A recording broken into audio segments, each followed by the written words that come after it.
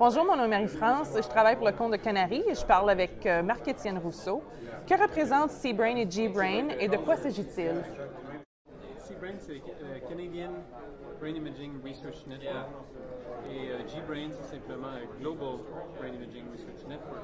Ça représente une plateforme web où les neuroscientistes peuvent aller traiter leurs données et faire leurs recherches d'une façon qui n'était pas possible avant, c'est-à-dire en collaborant à travers le réseau.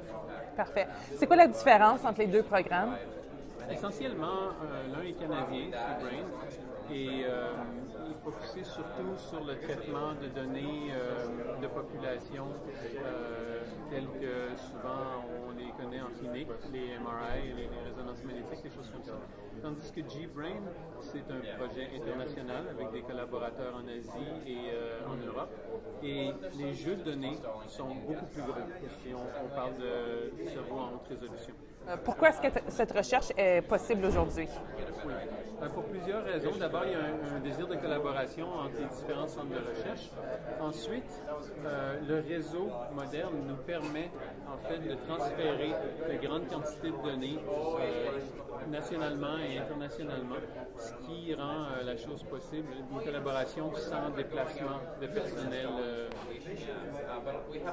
Est-ce que ceci remplace le travail sur un vrai cerveau?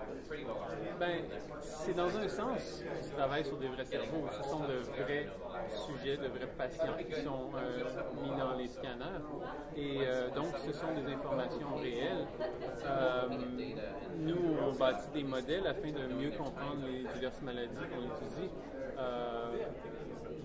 Je pense qu'on peut dire qu'on travaille sur des vrais cerveaux.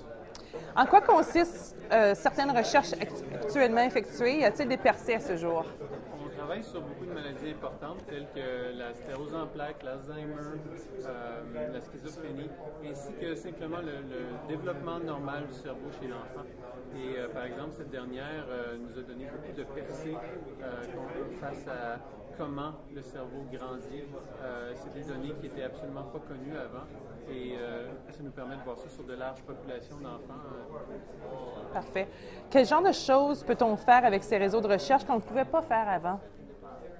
Ça nous permet de visualiser en temps réel de grands ensembles de données.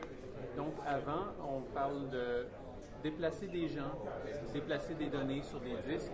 Maintenant, les gens peuvent faire dans le confort de leur bureau, de leur institut, peuvent visualiser de grands ensembles de données. Et ça, c'est capital dans notre genre de recherche. Alors, quelles sont les prochaines étapes pour le projet?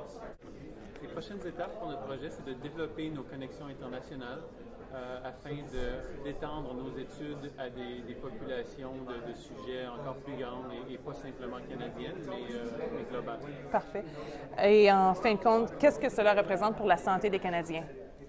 Bien, éventuellement, les maladies sur lesquelles on travaille deviennent mieux connues, les mécanismes sont mieux connus et ça permet de développer des traitements plus spécifiques pour les gens qui en sont atteints.